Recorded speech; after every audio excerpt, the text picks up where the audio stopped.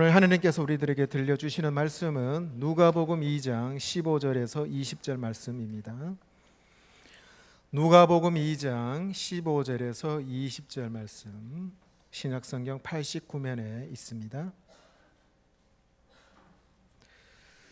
누가복음 2장 15절로 20절 말씀, 이 말씀을 봉독할 때 우리 모두 하느님의 살아계신 음성으로 다 함께 들을 수 있기를 바랍니다.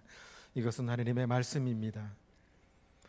천사들이 떠나 하늘로 올라가니 목자가 서로 말하되 이제 베들레헴으로 가서 주께서 우리에게 알리신 바 이 이루어진 일을 보자 하고 빨리 가서 마리아와 요셉과 구유에 누인 아기 예수를 찾아서 보고 천사가 자기들에게 이 아기에 대하여 말한 것을 전하니 듣는 자가 다 목자들이 그들에게 말한 것들을 놀랍게 여기되 마리아는 이 모든 말을 마음에 새기어 생각하니라. 목자들은 자기들에게 이르던 바와 같이 듣고 본 그 모든 것으로 인하여 하나님께 영광을 돌리고 찬송하며 돌아가니라. 아멘.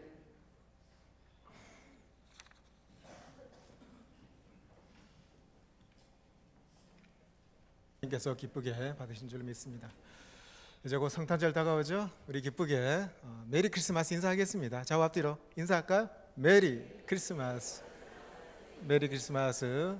성탄 기쁨의 성탄절기 맞이하기 바랍니다. 기도하시겠습니다. 아버지 하나님, 지극히 높은 곳에는 하나님께 영광이요, 이 땅에는 하나님께서 기뻐하는 사람들 중에 평화로다. 이 땅에 육신의 몸으로 오신 우리 메시아 예수 그리스도께서 오늘 이곳에 임재하셔서 우리의 경배와 찬양을 받아 주시옵소서. 동방 박사들의 경배, 목자들의 경배, 시몬과 안나의 경배처럼 이 시간 우리가 아기 예수님을 바라보며 진정으로 경배하는 마음이 있게 하여 주시옵소서. 이 복된 성탄절기에 이 구원의 큰 복음의 소식을 오늘 귀한 말씀을 통해 전해 들으려고 하오니 우리 주님께서 함께 하시고 이 복된 복음을 통해서 하나님의 복음이 날마다 전파되고 번영될 수 있도록 도와주시옵소서. 예수님의 이름으로 기도합나이다. 아멘. 요즘 뭐든지 스피드로 다 통하죠. 현대인들은 참 많은 얘기를 참 힘들어합니다. 제가 어떤 식당에 가봤더니 식당 문 앞에 이런 문구가 있더라고요. 기다리기 지루한 분은 주방에 문의해서 마늘이나 양파 까셔도 좋습니다. 저는 사진 찍는 거를 별로 안 좋아해요. 그래서 어디 뭐 명소나 좋은 경치 가도 저는 사진 별로 안 찍습니다. 핸드폰을 좀처럼 꺼내지 않죠. 근데 사진에 빠진 사람들이 많죠. 그리고 전문 사진사들이 있어요. 그들이 하는 얘기가 뭐냐? 사진은 기다림의 미학이라 그래요. 아니, 셔터를 누르는 시간이 1초도 안 되는데 뭘 기다리나? 그러니까 이 사진이 기다림의 예술이고 또한 미학이 될 수 있는 것은 뭔가 결정적인 순간을 포착하기 위해서, 그래서 기다림이 필요하지 않는가, 아마 그런 뜻인 것 같아요. 많은 사진 작가들이 해돋이를 사진에 담기 위해서 얼마나 부지런하게 다니는지 모릅니다. 전국 명소를 찾아다니죠. 그래서 동이 트기 전부터 삼각대를 펼쳐놓고 기다립니다.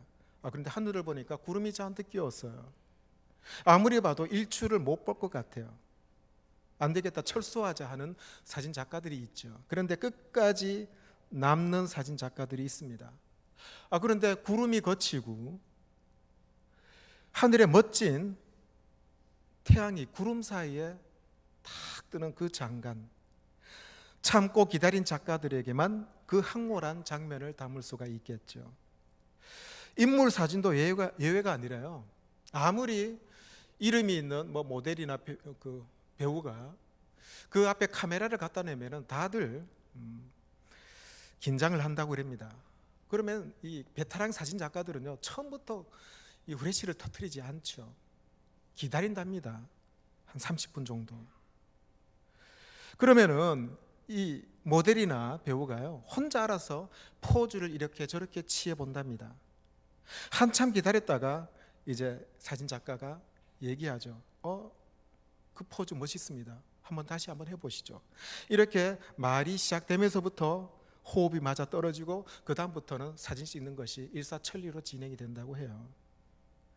오늘은 대림절 넷째 주일입니다. 대림절은요, 기다리는 절기예요. 2000년 전에 오신 예수 그리스도의 초림과 그리고 앞으로 다시 오실 재림의 주님을 맞이하기 위한 준비의 절기죠.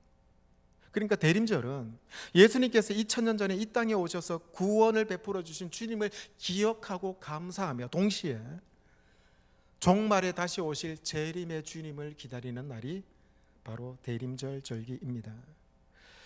우리는 늘 무엇을 기다리며 살고 있죠?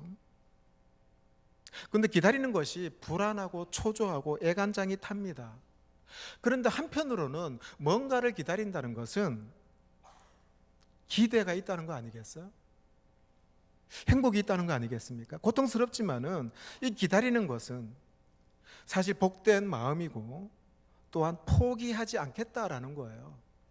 모든 거 다 포기한 사람은 기다리지 않죠. 그래서 기다림은 희망의 다른 표현이라고 얘기할 수 있습니다. 아동 문학가 중에 유경환 선생님이 계세요.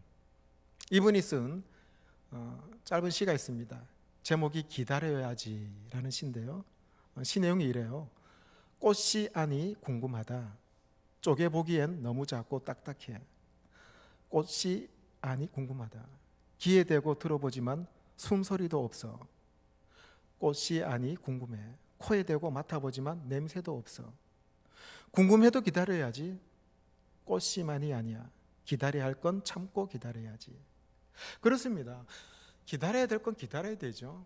힘들고 어렵지만은 참고 기다려야 됩니다. 우리 기독교는 다른 종교와는 달리 기다리는 종교라고 얘기해요. 구약시대 성도들은 2000년 전에 예수 그리스도께서 오시기를 간절히 기다렸어요. 이스라엘 백성들 환난과 핍박을 당하고 바벨론에게 포로로 잡혀가고 민족을 잃어버리고 서러움 속에 고통 속에 자신들을 구원하러 오실 메시아를 간절히 기다렸죠. 그래서 구약 성경에 보면 300구절 이상이 메시아가 오실 것을 대망하며 예언한 말씀들이 있습니다. 신약 시대 성도들도 마찬가지예요. 박해를 받는 가운데서 우리 주님께서 다시 오실 재림의 주님을 학수고대했죠. 사도 요한이 증거한 새 하늘과 새 땅, 즉 하나님의 나라가 곧 임하리랄 것을 굳게 믿고 핍박을 이겨내며 재림의 주님을 기다렸습니다. 이 초대교회 성도들의 간절한 기다림을 한 단어로 표현할 수가 있어요. 마라나타입니다. 마라나타, 주 예수여 오시옵소서. 이 마라나타는요, 동사가 있는데 이 두 동사를 어떻게 읽는지에 따라서 뜻이 완전히 달라져요. 과거에 이미 이루어진 사건을 표현하는 완료형 동사로 읽을 때 마라나타 이렇게 읽습니다. 이 경우에는 우리 주님이 이미 오셨습니다라는 얘기예요. 이것은 예수님의 초림을 말하죠. 또 하나는 이 단어를 미래에 일어날 사건으로 명령형 동사로 읽을 때 이 경우는 마라나타 이렇게 읽습니다. 이 경우는 주여 어서 오시옵소서. 이것은 예수님의 재림을 기다리는 말이에요. 그러니까 마라나타는 예수님의 초림을 기억하고 감사하는 마라나타, 그리고 다시 오실 주님을 기다리는 마라나타, 이미 오심과 아직 오지 아니하심, 그 사이에 끼어 있는 시간이 바로 이 시기고 우리가 이 대림절에 보내야 될 시기입니다. 2000년 전에 첫 번째 성탄을 맞이한 사람들은 이런 기다림으로 기다렸을까요? 안타깝게도 구세주이신 예수님께서 육신을 입고 이 땅에 오셨을 때 종교 지도자들이 메시아 오심을 기다리지 못했고 만나지 못했습니다. 자신들의 일로 바빴고 엉뚱한 메시아를 기다리고 있었어요. 그래서 아기 예수님이 오셨을 때 주님을 위한 작은 방조차 준비하지 못했죠. 결국 아기 예수님은 냄새나고 더러운 마구간에서 태어나셨어요. 게다가 하나님께서는 목자에게 천사를 보내지 아니하셨다면은, 또한 동방 박사들을 보내지 아니하셨다면은 아무도 예수님의 탄생을 알아내지 못했을 거예요. 첫 성탄절의 모습을 누가는 이렇게 기록합니다. 첫 아들을 낳아 강보에 싸서 구유에 뉘었으니 이는 여간이 있을 곳이 없음이로라. 여러분, 여간이 어떤 곳이에요? 요즘 청춘 남녀들이 가는 여간 모텔 그런 곳이 아니죠. 당시 여간은 아주 평범한 사람들이 머무는 공간입니다. 부자들이나 지도자들은 그런 여간에 머물지 않아요. 부자들은 여행할 때 자기 같은 수준 높은 곳에 머뭅니다. 지도자들이야 당연히 각 지방의 간사에 머물렀겠죠. 여간은 갈 곳이 없었던 아주 평범한 사람들이 머무는 숙소죠. 그런데 의사였던 누가는 이렇게 말합니다. 여간에 있을 곳이 없음이로라. 평범한 사람들이 머무는 곳에도 예수님께서 머무실 곳이 없었다는 겁니다. 그 누구도 아기 예수님의 오심을 기다리거나 준비하지 않았죠. 당시 메시아의 오심과 그 장소까지도 알고 있었던 종교 지도자들은 전혀 메시아의 오심에 관심이 없었고 그분을 맞이할 생각이 없었습니다. 그들은 성경을 잘 알고 있었어요. 메시아가 어디서부터 오시는지, 예수님의 오심과 첫 번째 성탄절을. 근데 그들은 놓치고 말았죠. 헤롯이 이 종교 지도자들에게 물었어요. 메시아가 어디서 오는가? 어디서 태어나는가? 그랬더니 그들은 이구동성으로 말합니다. 베들레헴입니다. 그런데 그들은 메시아의 오심에 대해서 알고 있었지만 진심으로 베들레헴으로 향하지 않았어요. 정치인들은 어땠을까요? 온 세상의 왕이라 자칭했던 가이사 아구스도 황제는 말할 것도 없고 분봉왕 헤롯도 메시아를 맞이하지 않았죠. 베들레헴에 있는 어떤 사람도 아기 예수님의 탄생을 위해서 방을 준비하거나 그의 탄생을 축하하지 않았어요. 결국 그들은 첫 번째 성탄절을 놓치고 만 사람들이었습니다. 그런데 첫 번째 성탄절을 놓치지 않았던 사람들이 있는데 바로 그들이 들에서 양을 치는 목자들입니다. 천사들을 통해서 아기 예수님의 오심을 듣고 달려가서 경배했던 목자들, 오늘 이 목자들에 관한 말씀을 통해서 함께 성탄절을 기쁨으로 준비하는 우리 모두가 되길 원합니다. 첫째로, 예수님의 첫 성탄 소식은 당시 사회에서 가장 가난하고 소외된 목자들에게 들려졌다는 것은 놀랍고도 감사할 일이 아닐 수가 없어요. 목자들, 목동들은 당시 사회적으로 가장 소외되고 낮은 계층의 사람들입니다. 그들의 삶은 힘들고 고달픈 인생이었죠. 사회에서 가장 천한부리에 속했고 사람들의 조롱거리 대상이었어요. 사람들에게 신뢰받지 못하고 교활하고 정직하지 못한 사람들이라고 조롱의 대상이 되었습니다. 그런데 바로 그런 사람들에게 메시아 예수님의 탄생의 소식이 가장 먼저 들려왔어요. 예루살렘에 많은 사람 살고 있었죠. 왕도 있었고 귀족들도 있었고 군인들도 있었어요. 그리고 제사장을 비롯해서 율법을 목숨같이도 지키려고 했던 바리새인들, 그리고 사내들인 공예를 이루고 있는 사두개인들, 하나님의 말씀을 너무나도 잘 알고 가르쳤던 율법학자들, 해당의 지도자들과 같은 종교 지도자들이 참 많이 있었어요. 예루살렘에. 그들이야말로 성탄의 첫 소식을 들어야 했던 사람들 아니겠습니까? 늘 이버릇처럼 메시아께서 오실 것이고 베들레헴에서 오실 것이다 가르쳤던 종교 지도자들에게 가장 먼저 성탄의 소식이 전해져야 하는데, 아이러니하게도 가장 무시당하고 소외되었던 목자들에게 성탄의 첫 소식이 전해져요. 아니면 적어도 안식일에 일하지 않고 성전과 해당에서 예배드리는 경건한 백성들에게 구주 탄생을 전해지는 것이 마땅하지 않겠습니까? 그런데 정작 성탄의 기쁜 소식이 제일 먼저 들려진 사람은 예루살렘에 있는 사람들이 아니고 소망이 없고 어느 누구나 관심을 갖고 있지 않는 사람들에게, 그 목자들에게 전해진 것은 아이러니 중에 아이러니예요. 왜 그랬겠어요? 왜 목자들이 구세주 오심을 간절히 기다렸기 때문에 그들에게 먼저 소식이 전해졌을까요? 아닙니다.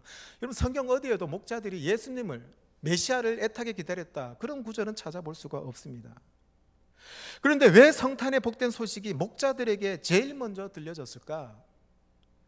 설교를 준비하다가 뭔가를 좀 설명을 하고 싶어서 찾아봤어요. 이유가 없습니다. 설명할 길이 없어요. 이것을 설명할 수 있는 유일한 단 한 가지는 이겁니다. 하나님의 무조건적인 사랑이었구나, 은혜였구나. 하나님의 은혜와 하나님의 사랑, 이거 외에는 그 어떤 말로도 왜 천대받는 목자들에게 복음이 가장 먼저 전해졌는가? 척성단의 소식은 당시 가장 낮은 자들, 천대받은 자들이었던 목자들에게 들려졌다는 것은 예수 그리스도의 복음이 바로 세상의 모든 사람들을 향한 하나님의 은혜와 사랑의 복된 소식이었기 때문입니다. 그렇습니다, 여러분. 성탄의 복된 소식은 이렇게 가장 낮은 자로부터 시작해서 우리 모두를 향한 하나님의 사랑과 은혜의 복음이었어요. 하나님께서는 오늘도 외롭고 가난하고 병들고 절망 중에 있는 사람들, 고통과 환난 가운데 있는 사람들로부터 시작해서 우리 모든 사람들에게 다가올 복된 소식, 바로 목자들로부터 시작이 된 겁니다. 그래서 천사가 이렇게 말해요. 천사가 이르되 무서워하지 말라. 보라, 내가 온 백성에게 미칠 큰 기쁨의 좋은 소식을 너희에게 전하노라. 초림의 주님과 재림의 주님을 기다리는 네 번째 대림주일, 가장 낮은 자로부터 시작해서 우리의 신분과 자격 그 어떤 것에도 개의치 않고 영접해 주시는 주님, 우리에게 일방적인 은혜를 베풀어 주시는 주님, 그리고 마침내 우리를 구원해 주신 예수 그리스도, 그리고 다시 오실 예수 그리스도를 우리 마음속에 간절히 사모하고 겸손히 모셔드려서 그분의 참된 구원의 기쁨과 구원의 은총, 평화를 맛보는 이번 대림절 되기를 주의 이름으로 축복합니다. 두 번째로요, 목자들은 구원의 놀라운 첫 성탄 소식을 듣고 나서 구원에 복된 그 소식을 그대로 믿었어요. 그래서 그들은 곧바로 베들레헴으로 올라가기로 결정을 한 거예요. 성경은 말씀합니다. 천사들이 떠나 하늘로 올라가니 목자가 서로 말하되 이제 베들레헴으로 가서 주께서 우리에게 알리신 바 이 이루어진 일을 보자 하고 빨리 가서 마리아와 요셉과 구유에 누인 아기를 찾아서. 여기 16절에 보면 이 빨리라는 말과 찾아서라는 단어를 주목해 볼 필요가 있어요. 목자들이 천사들이 전해준 복된 소식을 듣고 그냥 기울여 버리지 않았어요. 그 소식을 듣고 지체하지 않았습니다. 의심하지 않고 말씀대로 순종했어요. 그리고 반응을 보였죠. 베들레헴으로 급히 달려갑니다. 또 찾아서라는 단어의 원문을 보면은 발견하다 그리고 다시 두 단어가 합성된 말이에요. 즉 그들이 반복해서 찾았다는 말이죠. 이 목자들은 아기들이 있는 곳을 단번에 찾지 못했고 그 많은 베들레헴의 장소 여기저기 찾아 헤맸다는 거예요. 그리고는 마침내 마리아와 요셉과 구유에 누인 아기 예수를 찾았고 보았던 것입니다. 여러분, 이 모든 내용이 우리들에게 가르쳐 주고 있는 바는 뭔가? 목자들은 천사들이 전해준 말, 그 계시의 말씀을 믿었기 때문에 모든 것을 제쳐놓고 순종하고 베들레헴으로 달려갔어요. 그리고 마침내 천사들의 말이 사실이었구나 확인을 합니다. 여러분, 하나님의 계시와 하나님의 은혜가 우리에게 임할 때 그것을 믿음으로 받아들여서 내 것으로 삼는 것이 얼마나 중요한지를 이 목자를 통해서 우리들에게 알려줘요. 그들은 메시아 탄생에 대한 천사의 음성 들었어요. 그리고 그 말씀을 믿었습니다. 그리고 양들을 두고 믿음으로 즉시 행동에 옮겼죠. 그래서 마침내 메시아 예수님을 가장 가까이 영접하고 뵙고 경배하는 특권을 목자들이 누렸습니다. 반면에 예루살렘에 있는 사람들은 어떤가요? 그들은 헤롯과 동방 박사들로부터 유대인의 왕으로 나신 이가 어디 계시냐 질문을 받았을 때 그들은 구약 성경 잘 알고 있었어요. 그래서 구약을 인용해서 베들레헴 땅입니다 얘기해 줬죠. 결국 헤롯과 제사장들 그리고 서기관들은 베들레헴에서 메시아 나실 것을 알았고 동방 박사들로부터 그 메시아가 탄생하셨다는 것을 들었어요. 그렇다면 당연히 그 메시아를 만나기 위해서 베들레헴으로 달려가야 되지 않겠어요? 예루살렘에서부터 베들레헴까지 거리가요 7km밖에 되지 않습니다. 그런데 그들은 그 짧은 거리에 달려가지 않았습니다. 오히려 헤롯은 메시아가 탄생할까 봐 두려워서 아기들을 죽이고 말죠.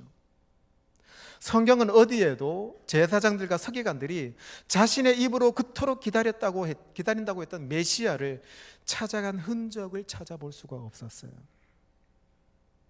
오늘 이런 사람들 우리 주변에 참 많습니다. 예수님의 구원의 복음을 전해 듣고도 믿지 아니하고 하나님의 초청에 응하지 않는 사람들이 우리 주변에 참 많아요. 분명하게 예수님께서 2000년 전에 우리를 죄와 사망의 아래서 우리를 구원하시고 이 땅에 오셨고 이 땅에 진정한 평화와 기쁨을 우리들에게 허락하셨어요. 그럼에도 불구하고 그들은 베들레헴으로 달려가지 않습니다. 성탄절을 맞이하면 불신자들이 기뻐하고 축하하고 파티 열어요. 진정한 성탄절의 의미 모릅니다. 예수 그리스도 메시아께서 오셨는데 그분에게 진정한 경배와 찬양을 드리지 않아요. 그럼에도 불구하고 그들은 예수님을 찾지 않고 자기들끼리 축하하고 파티를 열죠. 여러분, 오늘도 이 땅에 진정한 평화와 구원의 기쁨을 주고 계십니다. 우리 주님께서 그 소식을 듣고 알면서도 베들레헴으로 달려가지 않는 사람들, 오늘날 현대판 예루살렘에 거하는 사람들, 헤롯과 서기관들이 있습니다. 그들을 위해서 우리가 해야 될 일이 뭘까요? 세 번째입니다. 목자들은 첫 성탄의 기쁜 소식을 듣고 전했어요. 그러니까 복음의 첫 증인들이 된 겁니다. 예수님의 제자들이 예수님을 증거한 첫 사람이 아니라 이미 성탄절부터 이 목자들이 메시아가 나심을 전했던 사람들입니다. 목자들이 베들레헴으로 달려가 보니까 천사들의 계시의 음성으로 모든 일들이 이미 이루어진 걸 봤어요. 그래서 목자들은 사람들에게 천사들이 자기에게 한 말을 그대로 전하지 않을 수가 없었죠. 오늘 다윗의 동네에 너희를 위하여 구주가 나셨으니 곧 그리스도 주시니라. 너희가 가서 강보에 쌓여 구에 누에 있는 아기를 보리니 이것이 너희에게 표적이니라. 이 말씀을 그대로 전한 거예요. 목자들은 성탄의 메시지를 전한 최초의 전도자들이 된 겁니다. 놀란 것은 예루살렘과 성전 안에 수많은 제사장들, 서기관들, 바리새인들, 레위인들, 랍비들이 있었지만은 최초로 성탄의 복음을 들었고 전했던 사람들은 그들이 아니라 목자들이었던 것. 왜 그랬을까요? 하느님의 일방적인 사랑과 은혜였죠. 목자들에게 처음 성탄의 복된 소식이 전해진 것은 바로 모든 사람에게 성탄의 복음이 전해져야 하기 때문입니다. 만약에요, 예루살렘에 있는 종교 지도자들에게 이 복음을 전했다면 어떻게 되었을까요? 저 먼 들판에 있는, 산에 있는, 무시당하는 이 목자들에게까지 이 복된 소식이 전해졌을까요? 불가능했다고 생각됩니다. 하느님께서는 이 성탄의 복된 소식을 전하기 위하여 예루살렘에 있는 종교 지도자들이 아니라 가장사에 천대받고 소외받는 목자들에게 먼저 소식을 전했습니다. 이 목자들이 순수하게 그것을 믿었던 거예요.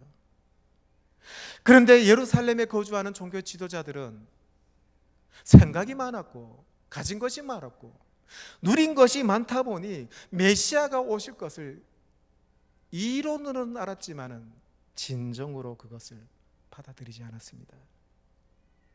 메시아의 구원의 소식은 남녀노소 빈부귀천 할 것 없이 누구나 하나 소외됨이 없이 모든 백성에게 전하될 복음이기 때문에 그 기쁨의 소식을 가장 소외받는 목자들에게 먼저 전해진 건 하느님의 섭리가 아닐 수가 없죠.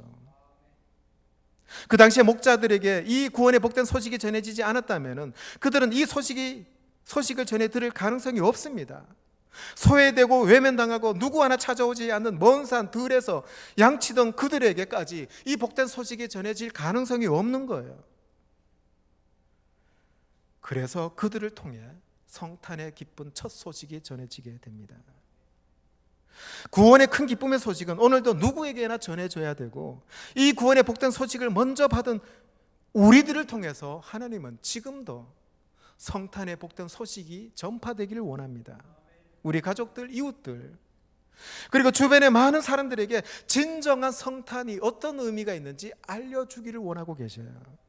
내가 먼저 받은 구원의 은혜, 내가 먼저 받은 이 영원한 축복을 전해야 된다는 겁니다.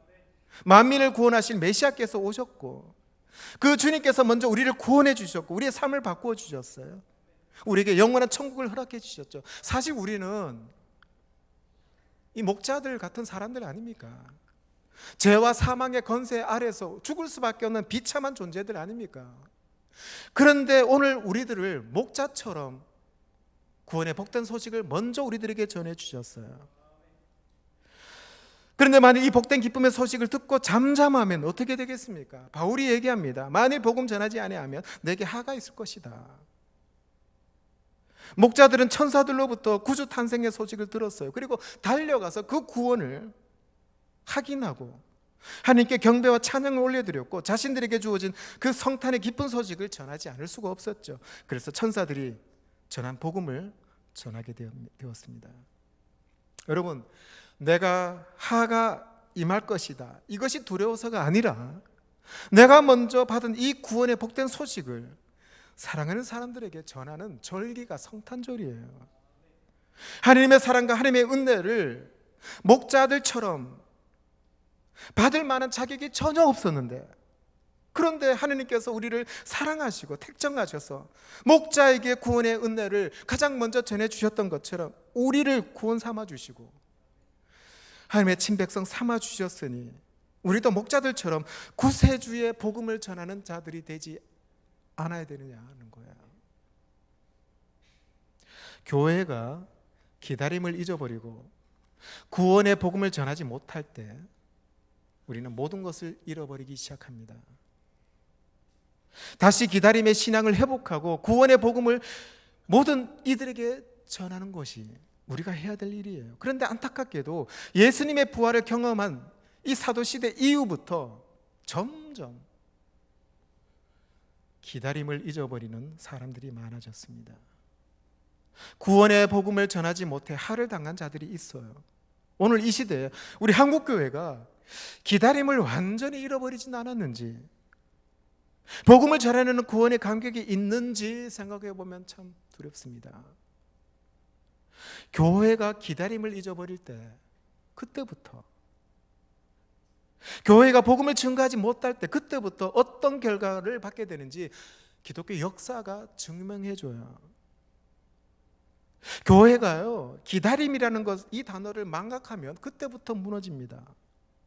우리가 이 땅에 잠시 거쳐가는, 지나가는 나그네의 힘을 잊어버린다면, 그래서 이 세상의 것들에게 만족해야 하고 이 땅의 것에 집착하면, 부와 건설와 영광을 누리기를 시작한다면, 그것이 점점 기쁘기 시작하다면 기다림은요 점점 사라지게 돼요.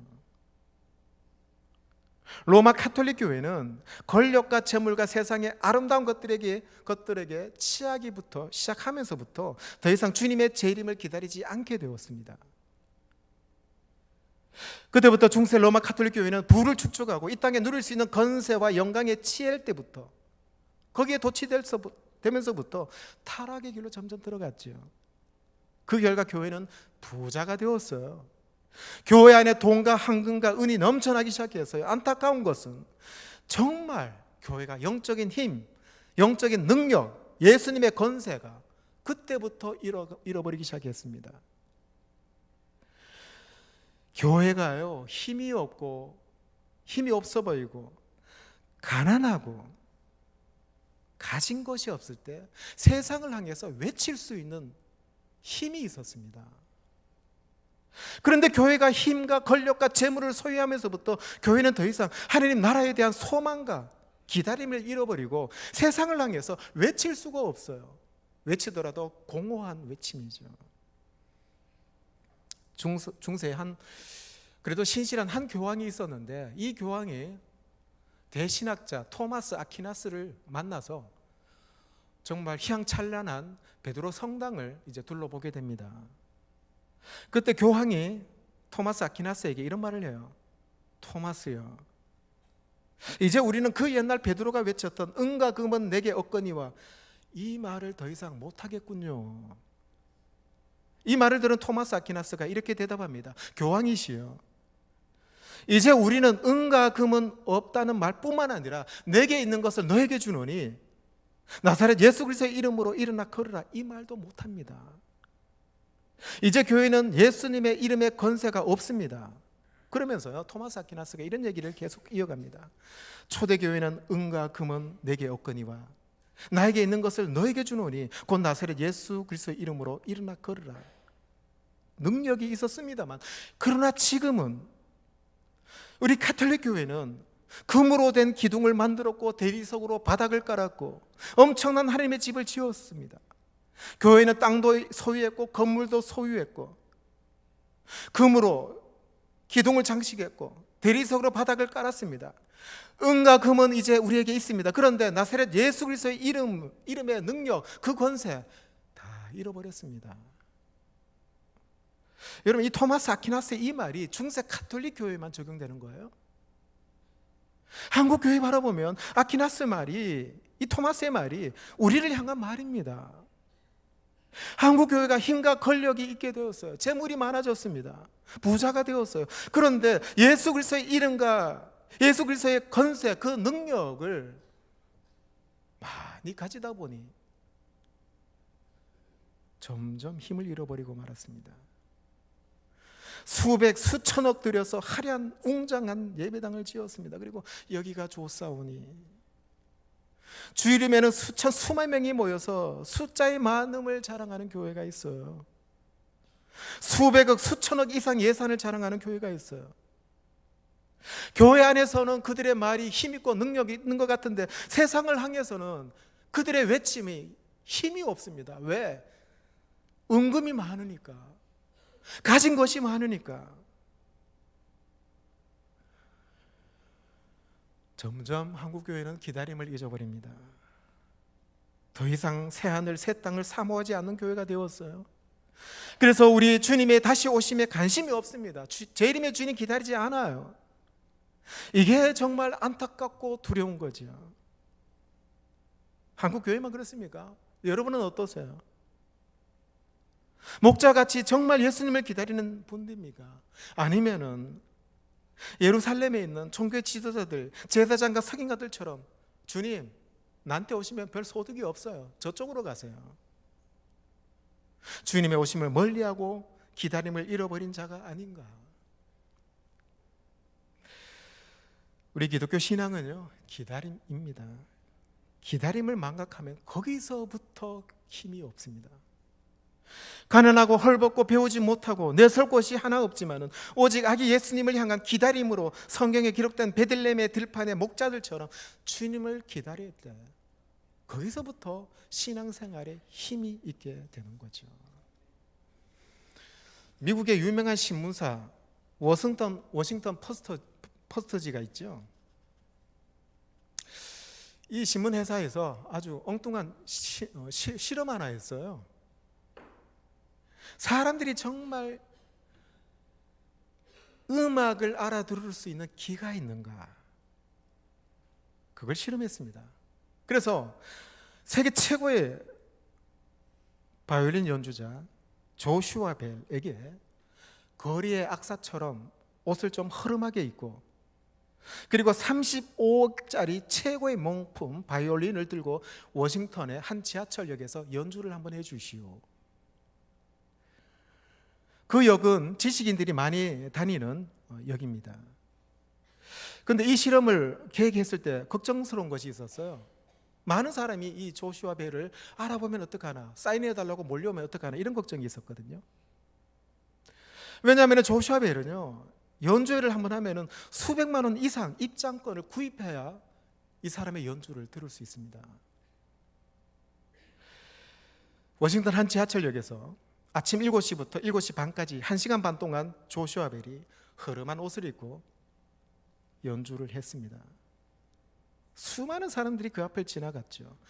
그런데 아무도 이 사람에게 눈길을 주지 않습니다. 그가 연주하는 아름다운 음악을 귀담아 듣는 사람 없었어요. 다들 출근길이 바빴고 이곳저곳 살피느라고 정신이 없었고 휴대폰 보느라고 정신이 없었죠.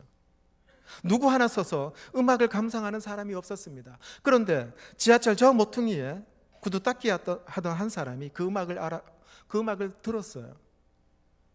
그런데 이 구두닦이도 조슈아 벨인지 알아보지 못했습니다. 그냥 특별한 사람이 와서 여기 연주하는구나. 웅장한 연주회에서 연주를 했다면은 그때 그곳을 지나갔던 사람들 가운데 많은 분들이 100만 원 이상 주면서 입장권을 사서 들을 사람이 있지 않았겠어요? 연주회를 마쳤을 때 그에게 사인 받기 위해서 수많은 사람들이 줄을 섰을 것입니다. 그런데 허름한 옷을 입고 지하철역에서 볼품없는 모습으로 연주하니까 아무도 그의 음악에 귀를 기울이지 않았던 거예요. 볼품없는 옷을 입었다 하더라도 조슈아 벨은 조슈아 벨이죠. 화려한 연주홀이 아닌 초라한 지하철역이라도 하더라도 그가 연주한 음악은 최고의 음악이 아닙니까? 왜 사람들은 그를 알아보지 못하고 그의 음악에 귀를 기울이지 못했을까요? 설마 그들은 설마 하면서 무지했기 때문입니다. 알아보지 못했죠. 인류의 구원자로 오신 메시아의 탄생 누가 알아봤습니까? 예루살렘의 종교 지도자들. 설마. 그런데 하나님은 당신의 그 영광을, 당신의 그 탄생의 거룩한 신비를, 양떼를 밤새 지키는 목자들, 자기들의 이름 석자 하나 제대로 쓰지 못하는 무식자들, 성전에 가서 성전 안에 들어가서 예배 드릴 때도 외면당하고 성전 바깥 마당에서 서성이다가 돌아가는 목자들이 알아본 거예요. 목자들이 하나님의 일방적인 은혜로 첫 번째 성탄 소식을 듣게 됩니다. 이것이 은혜죠. 성탄의 복된 소식은 전적으로 우리를 향한 하나님의 은혜고 하나님의 축복이 아닐 수가 없습니다. 목자들이 천사들을 통한 복된 계시의 말씀을 믿음으로 응답했죠. 그들은 그 계시의 말씀을 믿음으로 받았고 하나님의 구원의 은총을 누릴 수가 있었습니다. 그래서 그 복된 소식을 나가서 전파하는 사람이 되었어요. 이번 성탄절에 나는 과연 예루살렘에 있는 종교 지도자들인가 아니면 목자들인가 생각해 보십시다. 날 가진 것 많고 누리는 것이 많아서 여기가 좋사오니 하면서 기다림의 신앙이 없는 채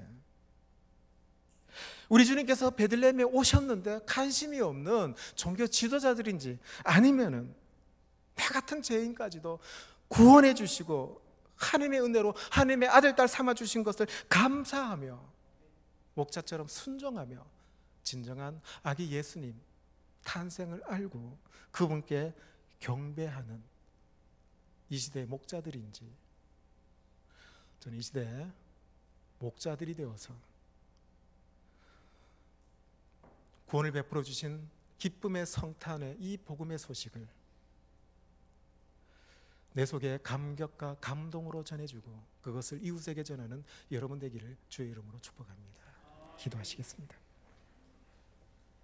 아버지 하나님, 상식으로 생각하면 예수님께서 메시아로 오시고 베들레헴 땅에서 탄생할 것을 잘 알고 있는 종교 지도자들인데 그들에게 먼저 복음의 성탄의 소식이 전해졌어야에도 불구하고 소외당하고 무시당하고 대접받지 못하는 목자들에게 이 복된 구원의 소식이 전해진 건 하나님의 놀라운 일방적인 사랑과 은혜가 아닌지요. 아버지 하나님, 이번 성탄절은 예루살렘에 거주하는 종교 지도자들이 되지 않도록 도와주시고, 목자들처럼 소외당하고 외면당하는 나를 사랑하셔서 자녀 삼아주시고 하나님의 구원의 은혜를 누린 자로 삼아주신 아버지 앞에 감사와 찬양과 진정한 경배를 올려드리게 하시고, 이 구원의 복된 소식을 또한 이웃에게 전하는 그런 대림절 절기가 될 수 있도록 도와주시옵소서. 예수님의 이름으로 기도합나이다. 아멘.